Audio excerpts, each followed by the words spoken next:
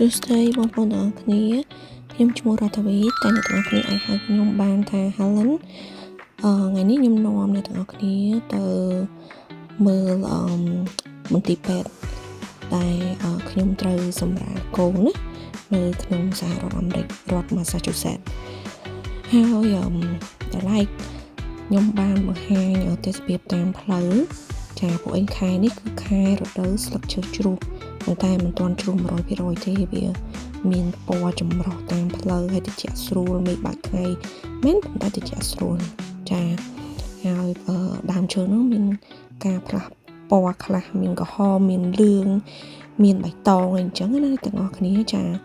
ហើយពីផ្ទះខ្ញុំទៅមន្ទីរពេទ្យវាអាចរយៈពេលតាមពិតកន្លះម៉ោងអីទេកន្លះម៉ោងឬក៏25នាទីបើសិនជាអត់ស្ទះផ្លូវណាប៉ុន្តែព្រឹកមិញនេះខ្ញុំធ្វើដំណើររហូតដល់45នាទីបានដល់ចាពួកអីពេទ្យដែលពួកខ្ញុំជ្រើសរើសឆ្លងbaby ហ្នឹងគឺនៅជិត Boston ចាគឺពេទ្យ Emerson ចា Emerson ហើយនេះទេសភាពតាមផ្លូវទាំងសងខាងខ្ញុំហ្នឹងទាំងអស់គ្នាគឺចំការរបស់គេតែគេធ្វើតាមរដូវកាលអញ្ចឹងណាចាឥឡូវខ្ញុំវាយអារម្មណ៍តិចកន្លែងនេះគឺគេហៅថាកន្លែងចែកន្លែងដាក់អ្នកខុសគុករបស់គេណាចាប៉ុន្តែខ្ញុំមិនបានថតឲ្យស៊ូមចិត្តទេពួកអីពងតែបញ្ញាប់ចិត្តគៀកដល់ពេល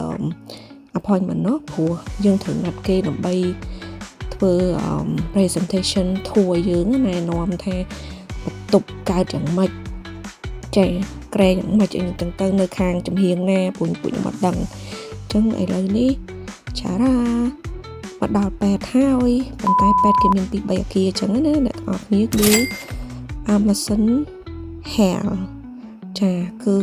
ទីពេទ្យនេះធ្វើយូរអ្នកទាំងអស់គ្នានេះអគារគេចាស់ដែលខ្ញុំស៊ូមមិញហ្នឹងនេះអគារថ្មីនៅខាងនោះអគារថ្មីគេមានអគារ2 3កន្លែងចាសម្រាប់មនុស្សចាស់សម្រាប់ថ្នាំពេទ្យសម្រាប់អ្នកឆ្លងទន្លេចាច្រើនណាស់